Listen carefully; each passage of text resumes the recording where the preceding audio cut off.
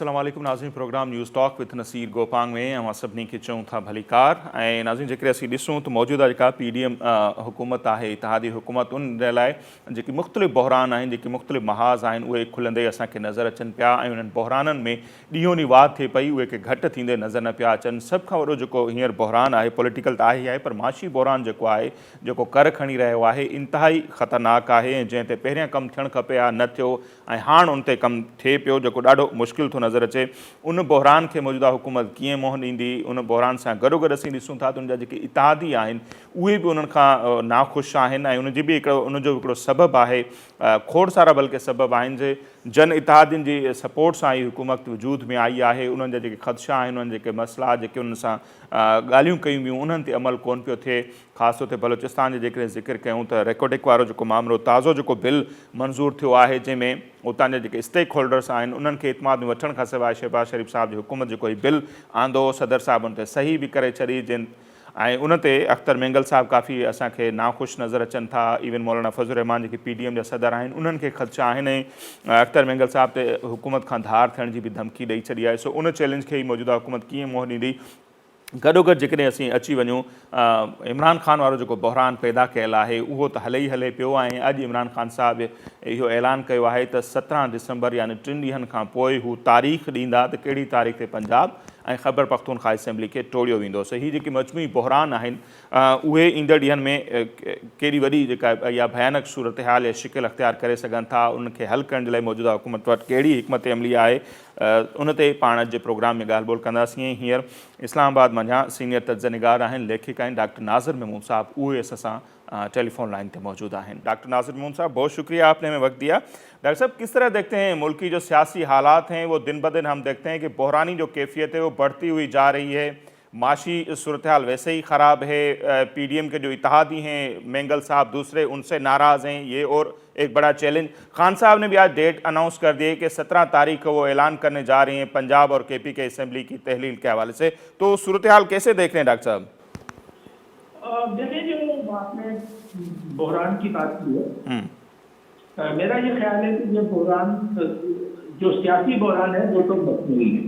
मसनूई, हाँ, इकोनॉमिक जो माशी बहरान है वो तो है अपनी जगह पर, लेकिन सियासी बहरान, अब मैं इसकी बड़ा वजाहत कर दूं दोनों चीज़ों की जी।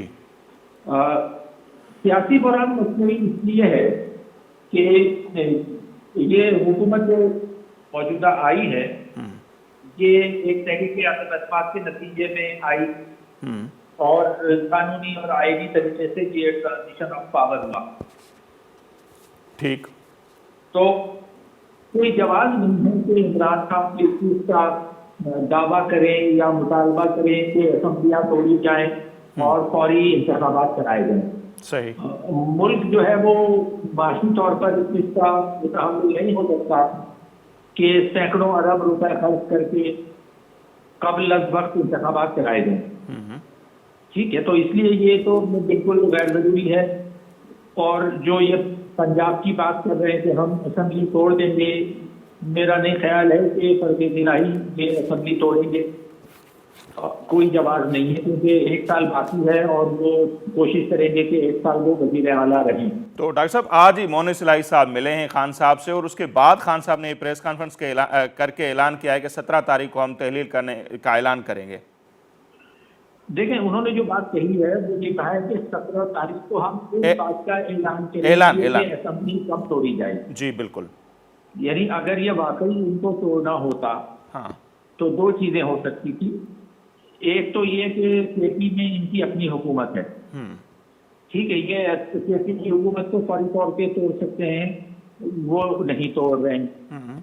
दूसरे, अगर परवेज़ इलाही से इनकी बात हो गई है तब भी इसमें कोई रुकावट नजर नहीं आ रही, वो किसी भी वक्त ऐलान कर सकते हैं। परवेज़ इलाही साहब बिल्कुल इस चीज के मूड में नहीं है कि वो असेंबली तोड़े। वो हर हालत में 1 साल इक़्तिदार में रहना चाहते हैं, क्योंकि उनको पता नहीं है कि अगले इलेक्शन के बाद वो वज़ीर आला बन पाएंगे या नहीं बन पाएंगे। ठीक। तो ये इनका जो ऐलान है सिर्फ एक सियासी बयान है। मैं नहीं समझता कि इसमें कोई हकीकत है और ये असेंबली पंजाब की तोड़ पाएंगे। सही। अब मैं आता हूँ जो माशी बहरान है उसकी तरफ। जी। देखिए, माशी बहरान बिल्कुल जेन्युइन है। اور وہ جینون اس لیے، اس کی دو وجہ ہیں. ایک وجہ تو یہی ہے کہ جو عمران خان نے 4 سال میں معیشت کا جو حال کیا، اس نے معیشت کو دھکیل کر بالکل دیوالیہ ہونے کے دہانے پر پہنچا دیا. یہ تو ایک وجہ ہے. اچھا، دوسری وجہ یہ ہے کہ موجودہ حکومت بھی اقتدار میں آنے کے بعد کوئی ایسے ٹھوس اقدامات نہیں کر سکی جس سے معیشت کو استحکام ملتا. ٹھیک. یعنی یہ بھی وہی کر رہے ہیں جو عمران خان کر رہے تھے، یعنی مانگے تانگے کی حکومت چلا رہے ہیں. ان کے پاس چلے جاؤ، ان کے پاس چلے جاؤ، سعودیہ سے مانگ لو، چین سے مانگ لو، IMF سے مانگ لو، یہ کر رہے ہیں. تو یہ بحران ابھی برقرار ہے، اور اب یہ بات بالکل واضح ہو کے سامنے آ گئی ہے کہ یہ بحران ابھی ختم ہونے والا نہیں ہے. کیوں ختم نہیں ہوگا؟ اس لیے کہ دیکھیں یہ دو چیزوں سے بنتا ہے. ایک تو آپ کا کرنٹ اکاؤنٹ ڈیفیسٹ ہے، آپ کا ٹریڈ ڈیفیسٹ ہے، آپ ہماری جو درآمدات ہیں، جو ہم باہر کی چیزیں منگاتے ہیں، وہ دگنی سے زیادہ قیمت کی ہیں، اور ہم اتنی برآمدات نہیں کر رہے، ایکسپورٹ نہیں کر رہے، ہمارے پاس باہر سے ڈالر نہیں آ رہے. تو جب تک یہ صورتحال نہیں بدلے گی اس وقت تک ہمارا جو خسارہ ہے، تجارتی خسارہ، وہ کم نہیں ہوگا. ہمارے پاس کچھ چیزیں ایسی ہونی چاہیے جو ہم باہر بھیجیں جس سے ہمیں پیسہ ملے. ٹھیک ہے. پھر ہمارے جو امپورٹ ہے، جو ہم باہر سے منگاتے ہیں، وہ زیادہ تر فاسل فیول ہے، سب سے زیادہ پیسہ ہمارا تیل منگانے پہ لگتا ہے. تو اس پر ہمارے پاس کوئی متبادل اسٹریٹجی نہیں ہے. کسی حکومت نے لانگ ٹرم پالیسی نہیں بنائی کہ متبادل ذرائع جو توانائی کے ہیں، جیسے ونڈ انرجی ہے، ہوائی انرجی یا سولر انرجی، سمسی توانائی، اس کو استعمال کریں. تو وہاں پر بھی ہمیں کچھ نہیں ملتا. تیسری جو آخری وجہ ہے وہ یہ ہے کہ جو ہمارے اخراجات ہیں وہ ہم غیر پیداواری اخراجات پر بہت زیادہ خرچ کرتے ہیں. صحیح. یعنی ہیومن ڈیولپمنٹ پہ، انسانی ترقی پہ ہمارا خرچ نہیں ہو رہا. ہمارا جو خرچ ہو رہا ہے وہ، چونکہ پاکستان ایک سیکورٹی اسٹیٹ ہے، اس لیے سیکورٹی کے نام پر ہم بہت زیادہ پیسہ خرچ کرتے ہیں، جس کا فوری طور پر عوام کو کوئی ترقیاتی فائدہ نہیں ہوتا. تو جب تک یہ جو عدم توازن ہے، یہ جب تک ختم نہیں ہوگا اور ہم اخراجات کو صحیح جگہ پر نہیں لگائیں گے، اپنی ایکسپورٹ نہیں بڑھائیں گے، اس وقت تک اس کا امکان نہیں ہے.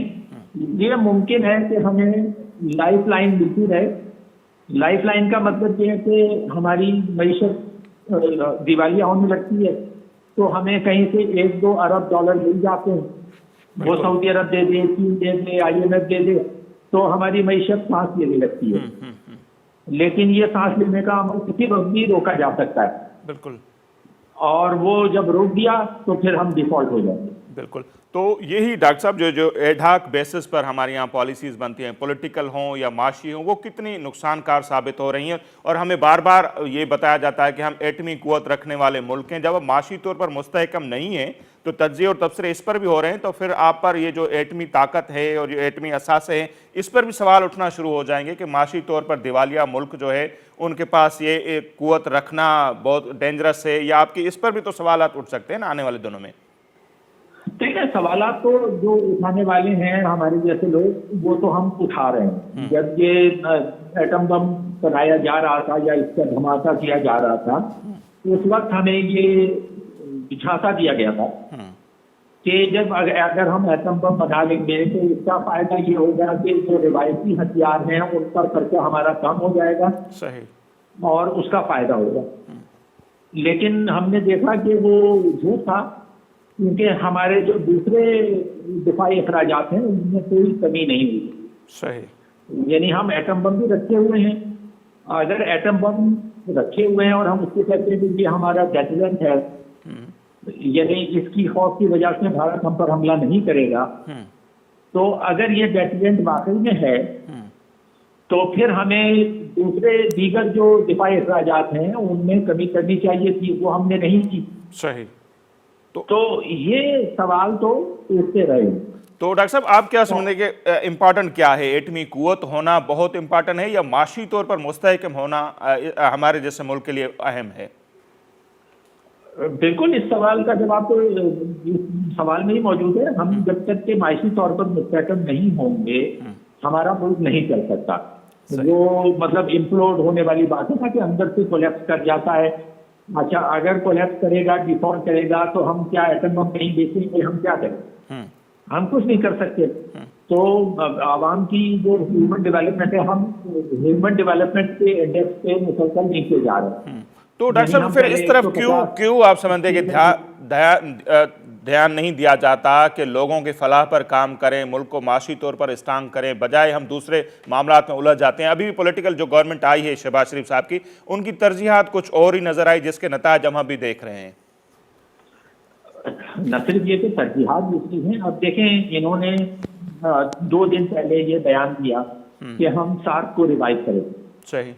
جو کہ ایک اچھا بیان تھا, کیونکہ پاکستان کا معاشی مستقبل جو ہے وہ اس خطے سے وابستہ ہے, اور اس سے پہلے جو پڑوسی ممالک ہیں ان کے ساتھ اچھے تعلقات میں وابستہ ہے. ٹھیک ہے, ہم اگر ٹریڈ اچھا کرتے ہیں تو ہم سینٹرل ایشیا سے لے کر ساؤتھ ایسٹ ایشیا تک ایک کوریڈور ہم فراہم کر سکتے ہیں جس میں تجارتی سرگرمیاں ہوں, اور اس میں ٹرانزٹ کے حوالے سے ہمارے پاس پیسہ آئے اور ہماری معیشت بہتر ہے.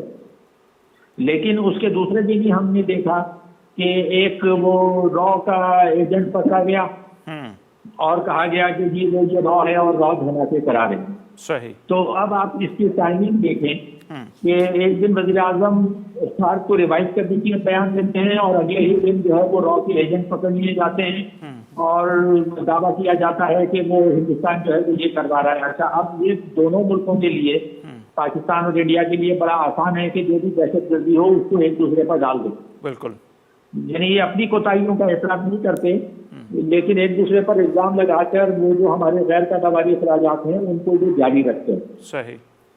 تو اس کو روکنے کی ضرورت. صحیح. اچھا, اس پہ ایک سوال اور کر دیتے ہیں, پھر پولیٹیکل صورتحال بھی آپ سے سمجھیں گے کہ 1979 سے ہم دیکھ رہے ہیں کہ یہ جو معاشی بحران ہے ہمارا پیچھا نہیں چھوڑ رہا. تو ڈاکٹر صاحب اس سے کیسے نجات کا کوئی حل ہے؟ ہم قرض لے کر قرض اتارتے ہیں, تو یہ کنڈیشن کب تک جاری رہے گی اور کتنی ڈینجرس ہے یہ؟ دیکھیں, ڈینجرس تو بہت ہے. اب اس کے آپ نے جو سوال پوچھا ہے کہ اس کا تدابیر کیسے کیا جائے. جی. اچھا, اس کے 2-3 طریقے ہیں نا, مطلب جس میں ہم جیسے تو ہم نے دیر کر دی ہے, یہ ہمیں کم از کم 25-30 سال پہلے اس پہ کام شروع کرنا چاہیے تھا. وہ بنگلہ دیش کا ماڈل. بالکل. اچھا, بنگلہ دیش کا ماڈل کیا تھا کہ سب سے پہلے تو انہوں نے آبادی کو کنٹرول کیا.